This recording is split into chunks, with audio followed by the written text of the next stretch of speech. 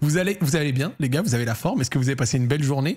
Aujourd'hui, j'ai couru 8 km. Ça m'a fait du bien de reprendre un peu d'activité, de courir, de me faire plaisir. Et puis, ça fait du bien aussi de voir du bon football. Le football pratiqué par l'Olympique lyonnais de Paolo Fonseca avec la belle victoire face à Majorque 4-0. Ils avaient sorti la stat sur l'avant-match, on était sur une série dans les matchs amicaux contre des équipes espagnoles. Écoutez, hein. Dans les matchs amicaux contre des équipes espagnoles, on était dans une série de 12 matchs sans victoire.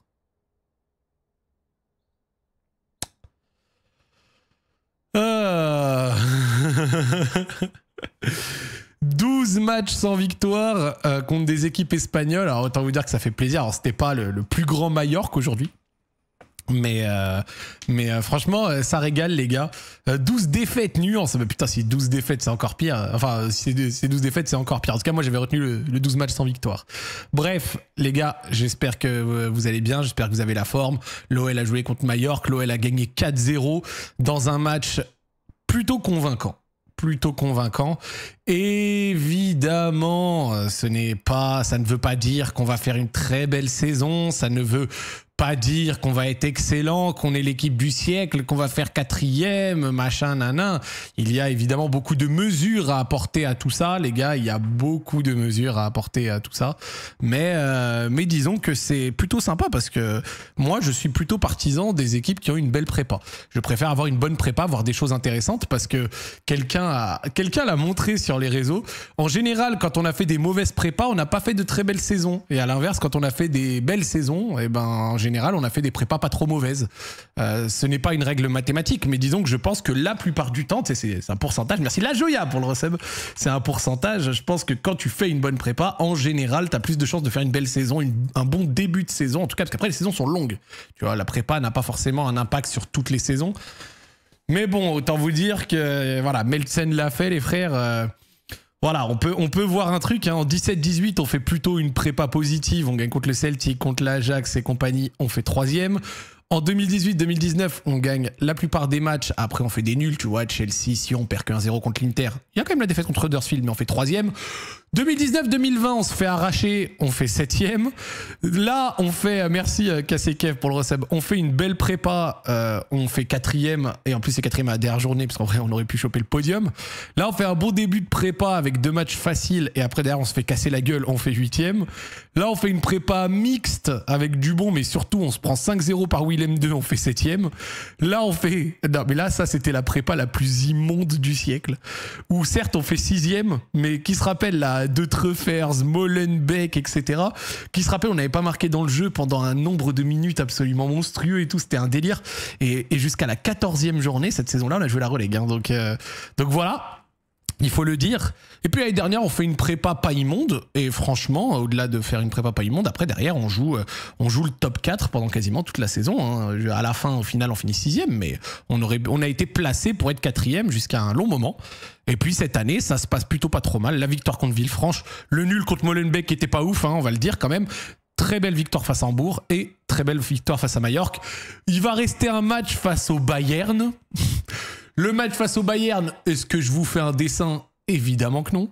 Et après, derrière, il y a le match contre Retafe. Alors, je veux juste m'adresser à quelqu'un. Alors, attendez, je vais brancher juste ma caméra. Parce que j'ai un truc à dire. J'ai un truc à dire.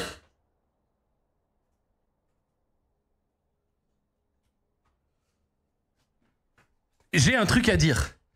Qui, à l'OL, a pris la décision, juste avant la reprise de la Ligue 1, d'aller jouer contre Retafe?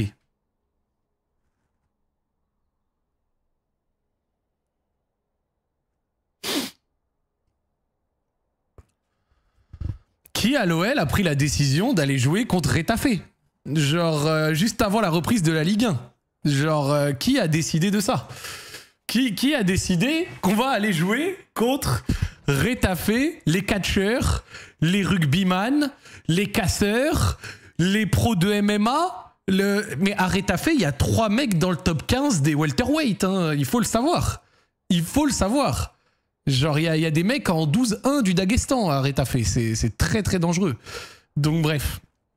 On va jouer contre le Bayern, puis contre, évidemment, Retafe. Et c'est une belle victoire 4-0 contre Majorque, une victoire qui s'est décidée qu'en première mi-temps, parce qu'en fait on les a explosés en première mi-temps. La deuxième mi-temps était un peu moins intéressante. Moi je vous cache pas qu'au bout d'un moment, la deuxième mi-temps, quand j'ai vu les changements, quand j'ai vu un peu la dynamique, je me suis permis d'aller me doucher. Donc j'ai même raté une partie de la deuxième mi-temps, mais j'ai vu tout ce que je voulais voir dans la première mi-temps, qui elle était vraiment sympa. Merci Téborel pour le prime. Et la première mi-temps, elle était vraiment sympa dans le sens où... on a vu de belles actions, donc on va checker le résumé. Hein. On a vu de belles actions, on a vu collectivement des mouvements qui étaient intéressants. On a même vu des choses donc dans les mouvements qui sont quand même symptomatiques d'équipes qui ont travaillé. Vous savez, quand c'est le classique centre d'un latéral pour but de l'autre, centre de Goumbedi, but de Abner.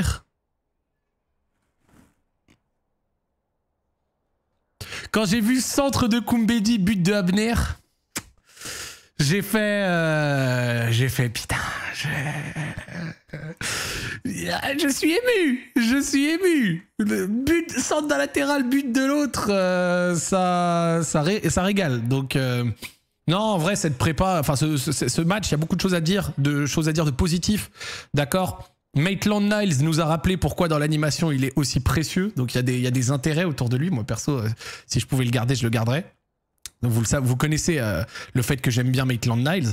Donc voilà, c'est assez cool pour Ainsley. On peut éventuellement, le temps d'avoir un ailier droit, l'utiliser comme tel. Je pense que ça pourrait fonctionner quelque temps, même si c'est pas son poste de prédilection. Il a une telle, en fait, il a une telle importance dans l'animation où il est capable de se réaxer, de prendre l'espace, de laisser l'espace pour Goumbedi.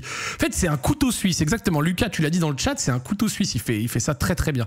Donc Maitland-Niles.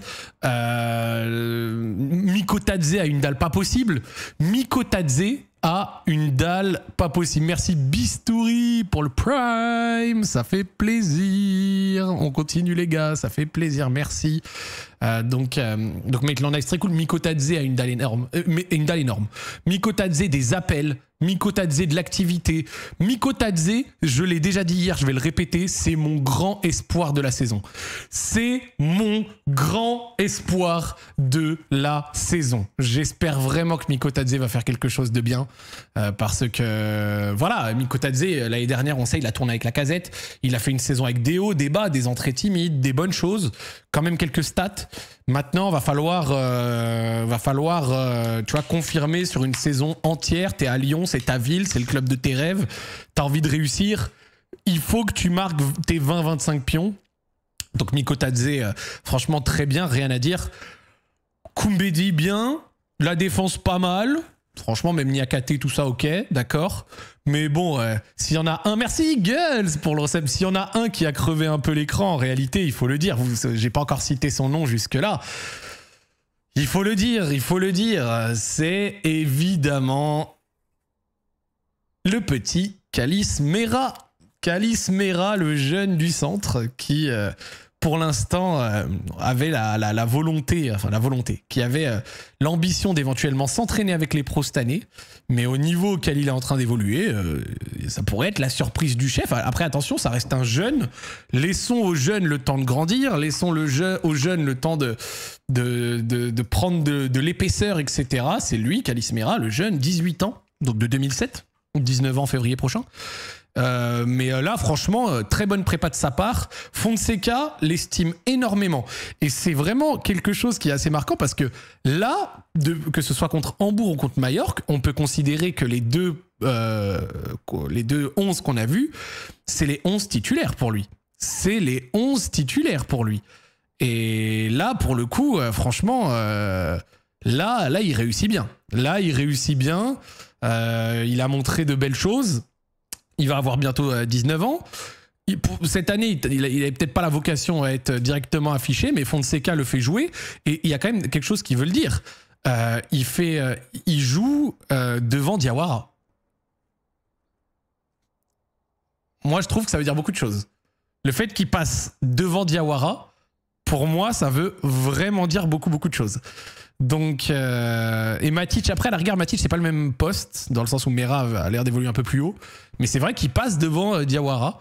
Et peut-être que dans l'esprit de Fonseca, c'est ça. Peut-être que Mera est voué à avoir à être devant lui. Il vient d'avoir 18 ans, il va pas avoir 19 ans, si. Bah là, on est fin juillet.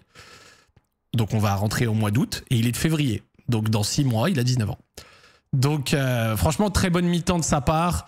Une bonne gestuelle, les passes, les petits lancements dans l'intervalle, il taquine le ballon. Peut-être un peu frêle, peut-être un peu grand, longiligne, un peu frêle. Mais voilà.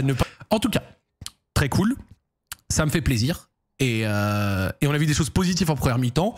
Bon, la deuxième mi-temps était un peu moins folichonne, hein, avec les changements, etc.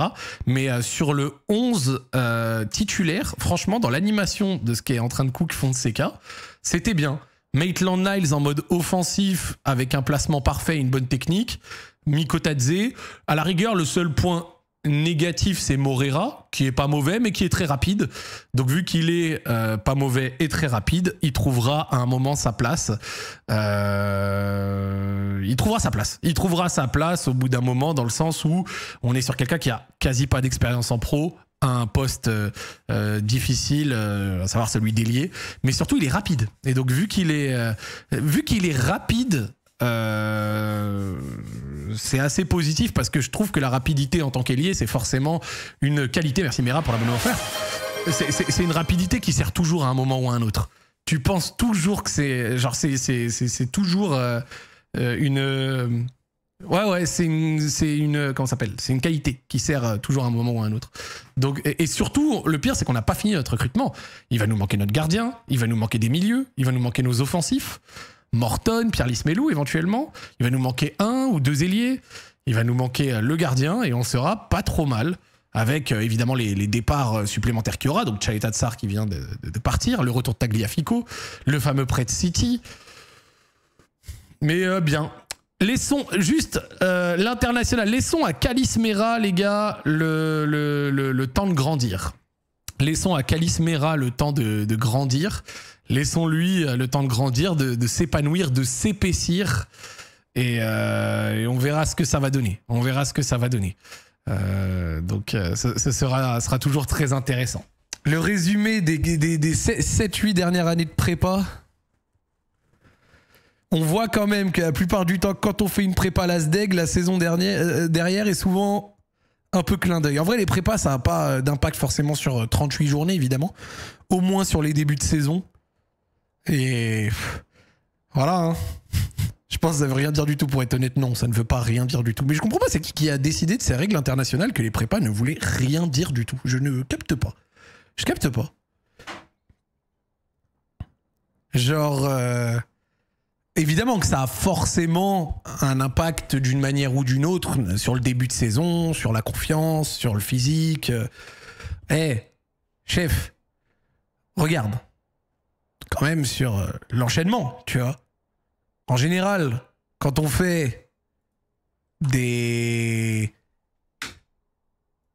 bonnes saisons ou des bons débuts de saison, t'as souvent en corrélation une prépa qui va avec. Après, une mauvaise prépa veut pas forcément dire mauvaise saison, mais disons que ça doit être un lot de pourcentage. Disons que la plupart des équipes qui font un bon début de saison, peut-être genre 80% du temps, peut-être elles ont fait une bonne prépa. Et une équipe qui fait un mauvais début de saison, bah peut-être que 80% du temps, elle a fait une mauvaise prépa, tu vois. Mais c'est pas parce que ça se vérifie pas 100% du temps que genre ça veut rien dire. Je comprends pas cette idée que ça veut rien dire, tu vois.